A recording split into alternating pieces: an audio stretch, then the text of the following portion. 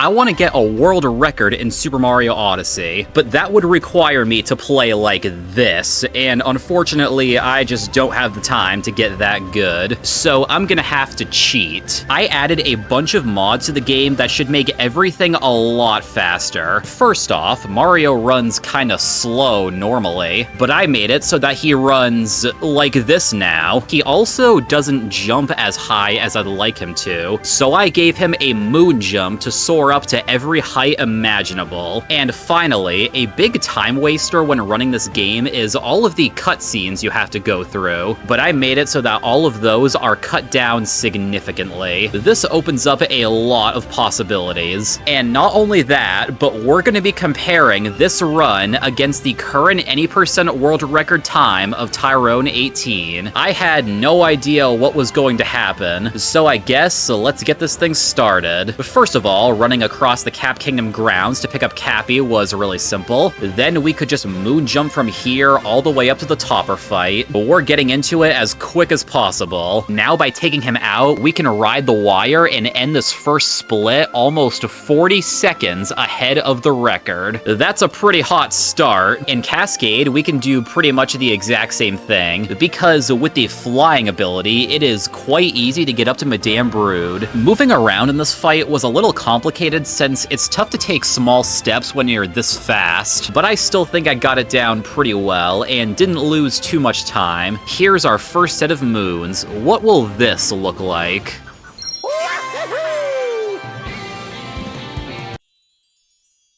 Yeah, that's going to be really helpful. Not only that, but picking up regular moons is also sped up a little bit. Actually, I timed it out. Normally, when grabbing one, the "You Got a Moon" jingle plays for about 3.5 seconds before you can start moving again. But with this mod, it cuts it down to about 2.5 seconds. That is really going to add up towards the end, and depositing them looks like this. It's crazy. The sail didn't even go up. All of these things together saved a tremendous amount of time, and I ended up doubling what I had from the last kingdom, so I was 1 minute and 20 seconds ahead now. Needless to say, I was feeling pretty optimistic in this moment. Would I be able to hold on to this? Well, with sand being very open, the speed should be pretty important to move around here. It was, but there were still some issues. For one thing, the bird wasn't aligned where it usually is, so I kind of had to grab it in this weird way. Doing this and just making my way through the kingdom, I noticed just how awkward getting moons was when the gravity feels like it just doesn't exist. Some moons were placed in perfect spots to be grabbed fast, but for others, I would just end up floating by it, unable to jump, so I had to ground pound to go back down. That's not really ideal, since ground pound jumping sends you rocketing into the sky. That's cool, but I'm trying to stay on the ground at this moment. Also, I didn't have the best route. I didn't plan things out perfectly and had to think about it in the moment. That gets pretty stressful. Combine all of these together, and yeah, mistakes will be made. So many mistakes, in fact, that I ended up losing some time I had saved. I was still ahead overall, but by 22 seconds now. I had an idea for Lake, though. When top-tier players run this game, they do a trick called Lake Clip to get enough moons to skip the Rango fight. But since I have fast moon cutscenes, fighting him should be actually faster here. Not only that, I still made use of the painting moon by flying up there, then rolling back into the water. This way, I could skip the last one where you ground pound the pillar. Instead, I just flew straight up to the arena, and thankfully the quick kill wasn't too different. So after watching this strange thing again, I was leaving here 23 seconds ahead. Immense time save, I know. I'd like to say that things got better in Wooded, but let me just show you. Right away, catching that bunny was a problem, and same thing for the rock. Really just goes to show how weird the movement is if you're not used to it. After that, I realized that nut clip was not going to happen since I'm not used to this jump. Flying is pretty useful after that, but having to go into flooding pipeway at this moment is pretty slow. Sometimes it feels like having all of this power is a disadvantage. I could fly around here pretty quickly to get a lot of the moons along the route, but then after getting this nut on the platform, I jumped towards the tower, hoping to go inside, but instead I just kept flying up to the arena. I don't know why I did that. Instinct just kind of took over.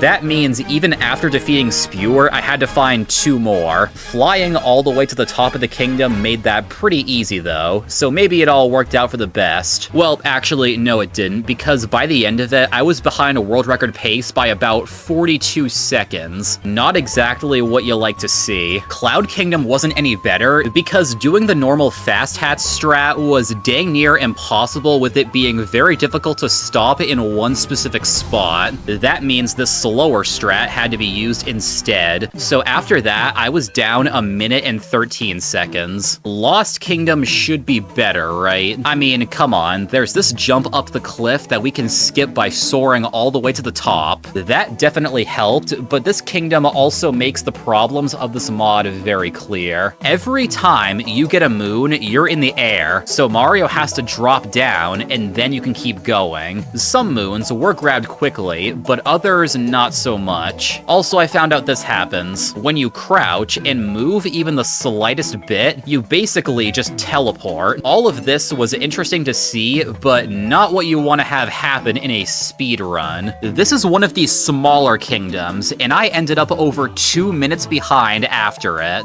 That's why when it came to Metro, extreme measures were called for. So right away, I just flew from the starting platform to the top of the skyscraper. Mecha Wiggler was then fought much faster than usual. Of course, not the most optimally though. At least the huge skip and the fast moon cutscene saved a little bit of time back. And then I continued to suffer from routes just not being the greatest. Moving around the kingdom itself wasn't so bad, and going into the bullet building sub-area felt really useful since flying across the whole thing was very easy. But the biggest issue was the fact that I got the girder sandwich I skipped earlier, then flew over here without talking to Pauline. There is still 1 moon, but it wastes a lot of time not getting that musician. Then I just had to soar to the top of the building, and I could finish this off normally. This moon was so painful to collect though. A lot of ups and downs in this place, but overall I was leaving here 2 minutes and 34 seconds behind. Snow was interesting because I could use the long jump powers outside to fly to Captain Toad, but had to turn them off after that so we can actually drop into Shiveria. That means all of this had to be done with completely normal movement. Even if that was the case, I think I did pretty well across both of these rooms, minus 1 death, I guess. And then we can fly again once back outside to grab the Snowdram moon without any worry. I don't know, it felt like I kept losing the same amount of time each kingdom because now I was behind by 3 minutes and 9 seconds. That would also be the case for Seaside because speed does not do a whole lot for you here. Of course, some moons at the start can be grabbed faster, but then we go swimming. Mario can go a little faster on his own, so I tried doing that for a little bit, but then decided to capture a fish because I had a clip to do. Also, I never learned how to do the clip behind the chest, so this was going to be a little bit slower, especially when you screw it up on the first try. It felt like I went pretty fast, but I was 3 minutes and 39 seconds behind coming out of that. That's when I realized I probably had no shot at the record, but I could get sub-hour. I was on pace for it just barely. All I had to do was keep the time where it was at and not screw up anymore. The first few moons went really well since they were on a direct flying path for me. Spewer was the challenging part though. It is really weird jumping on him with less gravity. That was unfortunate, but I still had the fast moon cutscene. Everything else though, I could probably describe as a work of art. First, I flew over to the town to collect all of those moons, headed down to the salt piles and the lava, and straight into the fork sub-area, which looked like this. This area is usually pretty fast the intended way, but that was still pretty awesome. From there, I could fly straight up to the jutting crag, down to the Pan Bros for the second story moon, and finally collect a few more on the climb up to the mountain, but just do 1 ground pound jump to go all the way and skip the meat. Also, another fast multi-moon to help out. Overall, a little bit of time here was lost, but that was still pretty solid, so I was up to 3 minutes and 48 seconds behind. I was feeling really good about these last 3 kingdoms. I knew I could keep my pace. Not too much to talk about in Ruined, obviously. There's kind of a cap on how fast you can beat this boss fight, but at least the flying made it easy to dodge all of the attacks. The multi-moon cutscene, though, is where all of the time save would be. That ended up knocking off 5 seconds, so now I was behind by 3 minutes and 43 seconds. Heading into Bowser's Kingdom, I had to be really careful with what I did. I considered just flying to each island without using the wires, but those things move pretty quickly, and also there was a nice and easy moon back here, so I just decided to take all of the captures to their respective place, and getting the story moons here was going really well. The super speed was perfect for collecting shards, and the brutals could have been a much bigger obstacle like they were in past kingdoms, but here, I'm happy to say it went pretty smoothly. Now it was time to actually use the flying in this place and soar all the way up this wall without a Pokio. Usually that capture is pretty fast, but this had to have saved at least a little bit of time. Then of course, the climbing up that mech was no problem in the slightest. The only tough part was hitting all of the bubbles with this jump, but I did what I said I had to do and not make any more mistakes. Then that last multi-moon cutscene plus the super quick powering up of the Odyssey meant I could still end up saving time here, so I left 3 minutes and 31 seconds behind. Don't be fooled though, getting sub-hour was very possible. I flew up to the moon and once again unleashed the power of the long jump to soar all the way across the land and into that wedding hall. After running over and activating the Bowser fight, I decided it was time to say goodbye to these new powers. I had to be fully used to this movement to finish this as fast as possible. So I grabbed Bowser's hat by backflipping over it at the perfect time and punched him off this platform. Now we see that sometimes not having mods is actually the best thing for you. Then I just had to escape this place with only a few seconds to spare. There was a very close call on 2D skip, but I somehow caught the edge of the platform, and it was coming down to the wire, no pun intended, as I saw that last room. Could I get it done?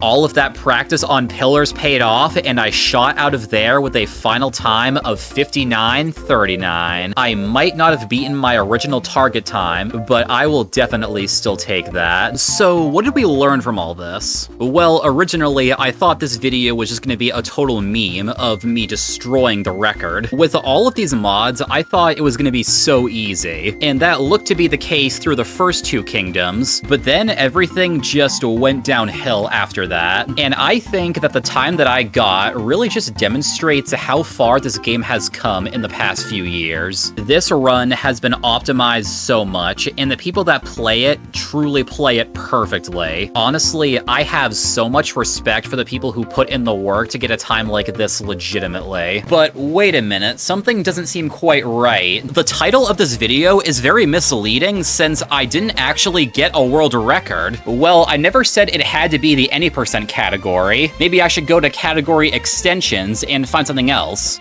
Star percent, here we go. Alright, let's do a quick reset here and start up again. Since we still have the effects on, getting through Cap and Cascade is a breeze, just like the first time. Then once we're in sand, we can just long jump all the way over to the pyramid and fly right to the top of it for the boss fight, way faster than the usual IP skip. Then Harriet is defeated and we can jump over to the Metro painting to go inside. Now instead of waiting here for 2 minutes to set up Cappy, we can just fly over the gap ourselves. A lot of time is saved entering the lake painting. Now with that, we can go to Luncheon, and instead of doing the really hard jump down to the mainland, we can just do one long jump to soar all the way across the kingdom and end up in the back where the mushroom painting is. Now we're on Yoshi's house, and that star can be collected for a sub 10-minute time. There is the world record. Except not really, because it's not legit. Speedrunners, please don't hate me.